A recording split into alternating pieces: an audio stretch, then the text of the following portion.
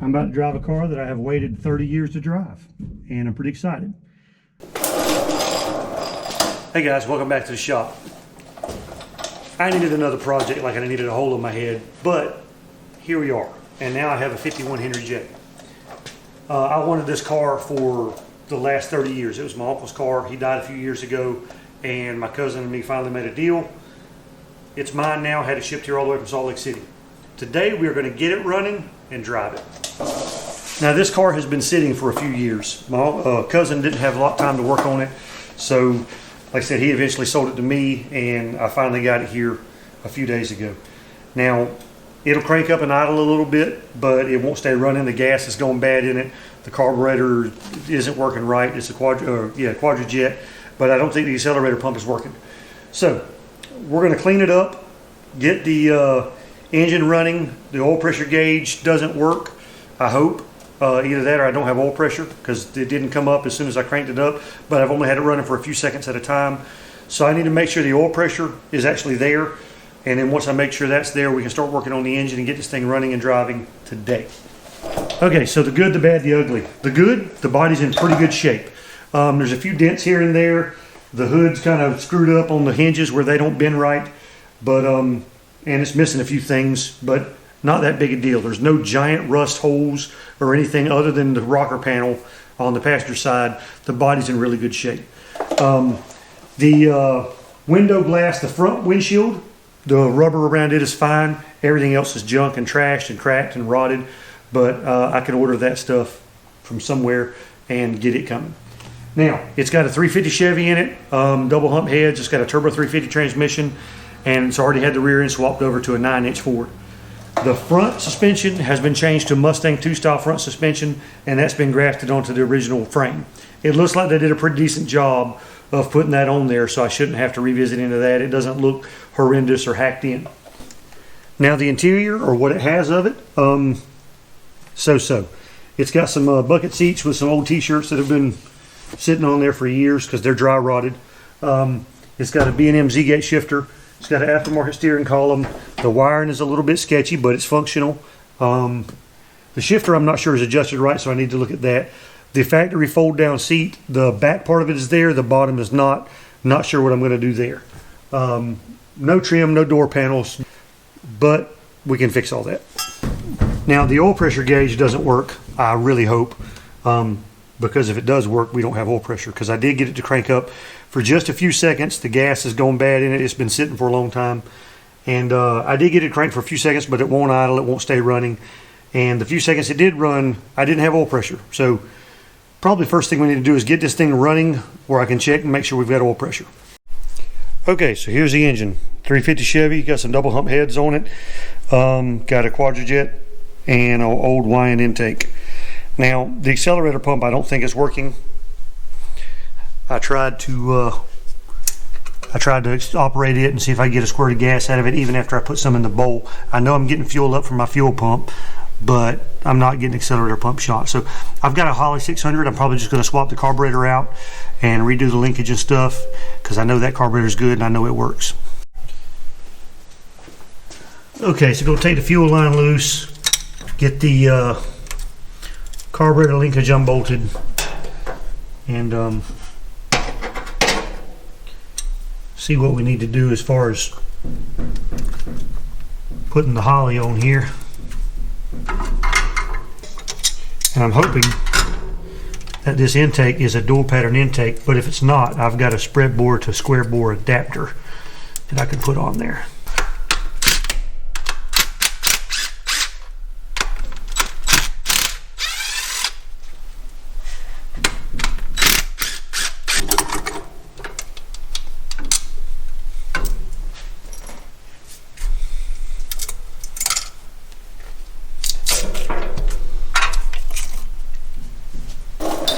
Okay, so this is a 600 Holley that I've had. It's been sitting around for a minute, and the gas that was in it, apparently there was a little bit still in the fuel bowls. It's all over the floor now. The gas that was in this smells pretty wicked too, so I need to rebuild it real fast, and then I can throw it on the car. And I think that intake's going to work. It's a square bore or spread bore combination intake. Just needs a new gasket, bolted down. It should clear everything just fine. Step one of rebuilding a Holley that's been sitting around for a little while.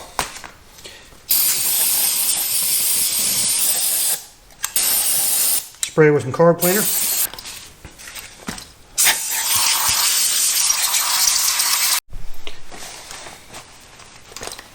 Blow it out real good, wipe it down. And it's going to be just like new.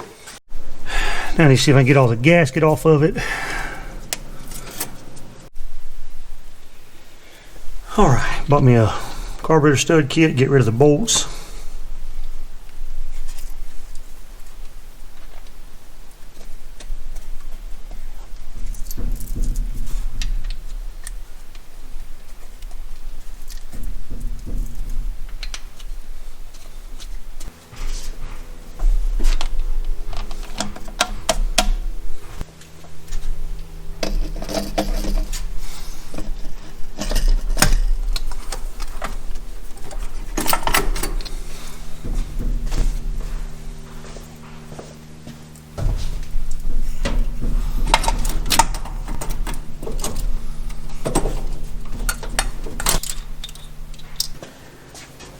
Okay, let's hope the fuel line fits. I think there's plenty. There's plenty here.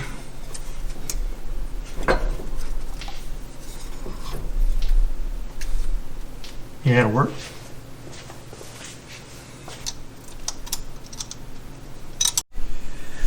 Okay, I've got some really bad linkage hooked up for the throttle. I've got my return spring on, and I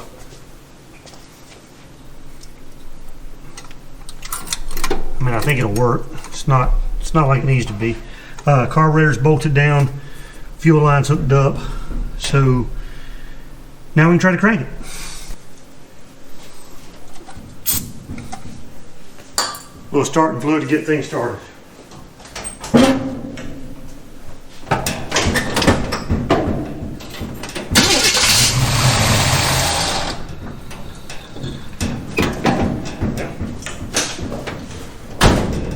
Wasn't terrible.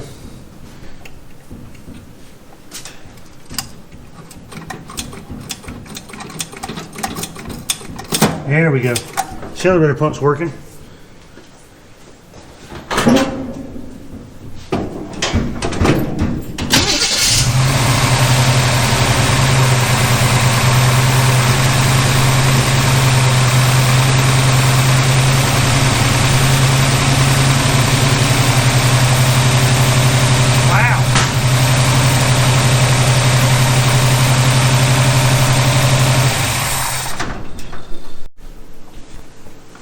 Okay, so it cranked up and idled fairly well.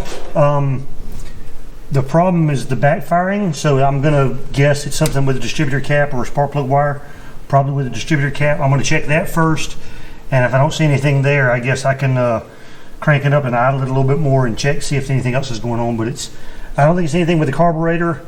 It's probably something with the distributor cap, so I'll check that in just a second. But first, I'm going to hook. I bought a cheap oil pressure gauge. I'm going to hook that up. The factory. Yeah, right. They haven't been factory in 40 years. The gauge that's in the dash is hooked up to the front oil gallery by the timing cover. I'm not certain that's a good place for it. I'm going to hook up another gauge back here to the port behind the distributor, which is where I normally hook one up.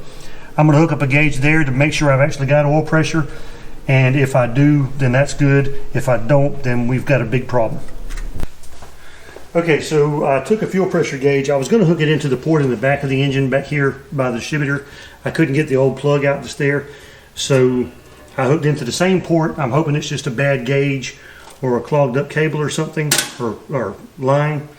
So what I did was I ran the gauge up. It's sitting in front of the windshield so I can see it. I'm going to crank it up real quick, see if I get oil pressure.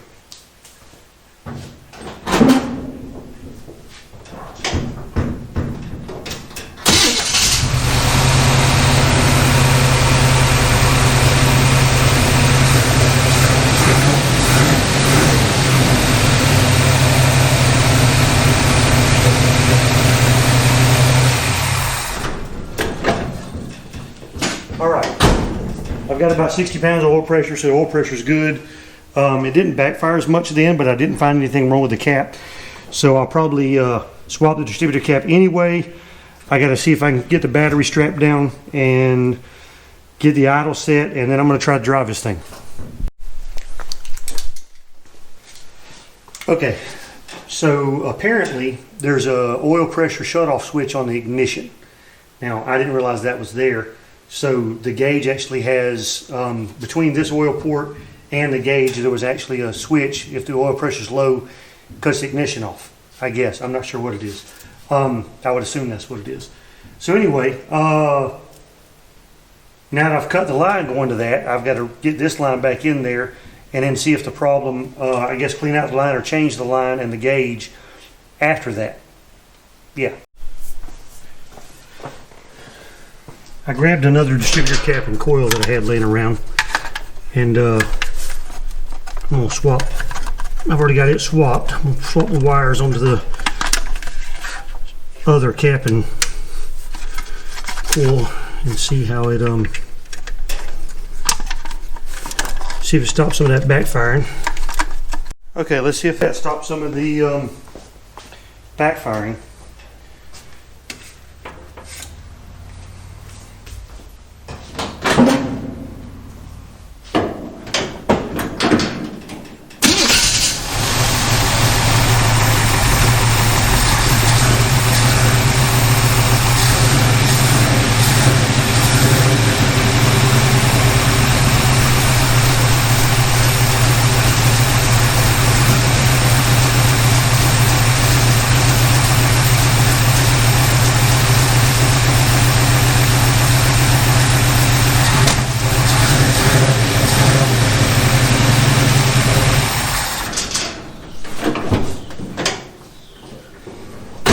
Alright, that seems to have stopped most of the backfiring, so it probably is an ignition problem.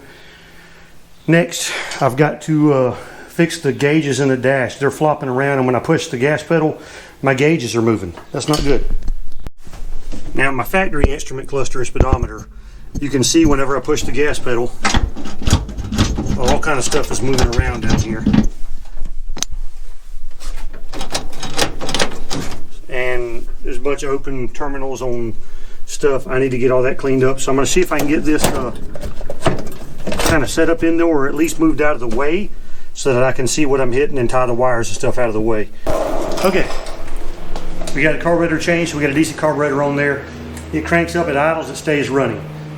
I got most of the backfiring out, and we also got the oil pressure gauge working. Swapped the gauge out, and the lines were fine, so I could have just swapped the gauge out without having to do anything else. And the cheap gauge that I went to O'Reilly's and picked up actually happened to be the exact gauge that was in it, so it was super easy to change. I got some of the wires under the dash zip tied kind of out of the way. It probably won't burn to the ground today. Let's hope. One last thing to do is, well, there's really two. One I'm not going to worry about. When I push this thing off the trailer, the brakes were really, really tight. I jacked it up. The rear spins freely. The front is very tight. I'm thinking it's just some rust or something on the caliper or on the rotors. So as soon as I drive it a little bit, that'll go away. I hope. If not, I'll deal with it afterwards. I'm not going to worry about it right now. And then the other thing is the shifter doesn't feel like it's going in right. So I'm going to jack it up and make sure the shifter cable on the B&M shifter is adjusted correctly. And after that, we can drive it. Okay, got the shifter adjusted. I'm ready to drive it. I'm going to throw an air cleaner on it that I found cleaned up. I'm going to throw that on there, strap the battery down, and we're going for a ride. Okay, I'm about to drive a car that I have waited 30 years to drive, and I'm pretty excited. The hood latch is kind of janky, so hopefully that doesn't pop up. I think it's good. The battery is kind of strapped down. I think I've got the timing adjusted close enough to where it'll run okay, and the carburetor. So let's see.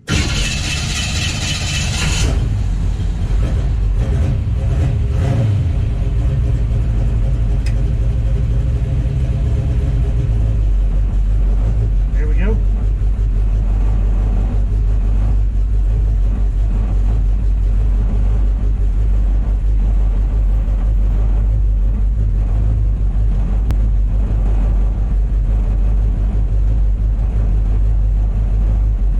Can't see anything.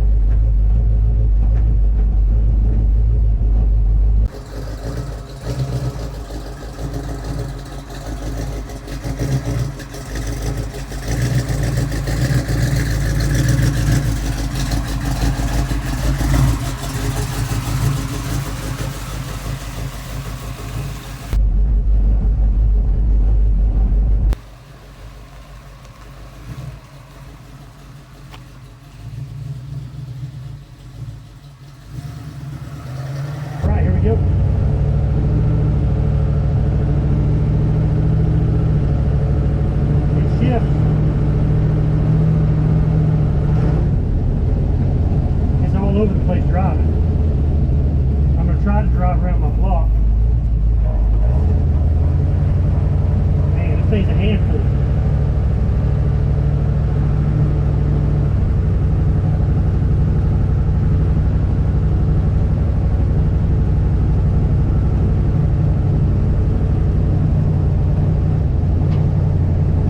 So far, so good.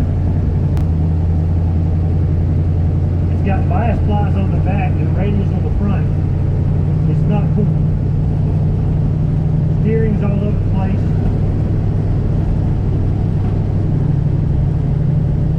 Doesn't seem to be smoking, so that's good. Brakes are mediocre.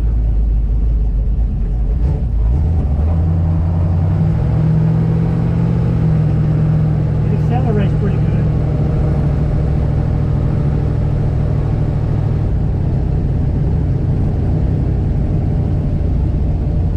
Kind of a sharp corner here.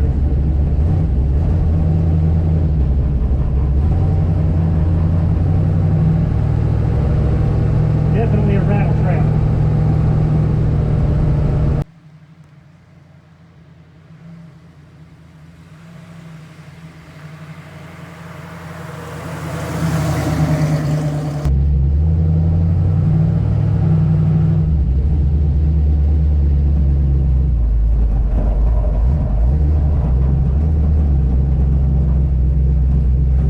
Not too bad.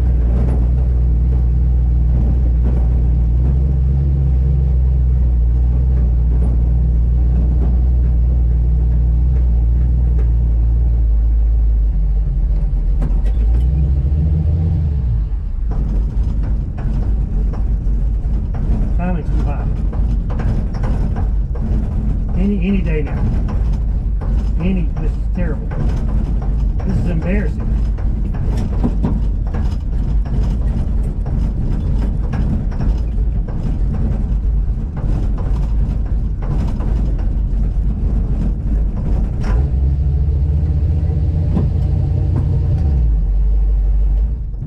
Haha, got it. Okay guys, that was fun.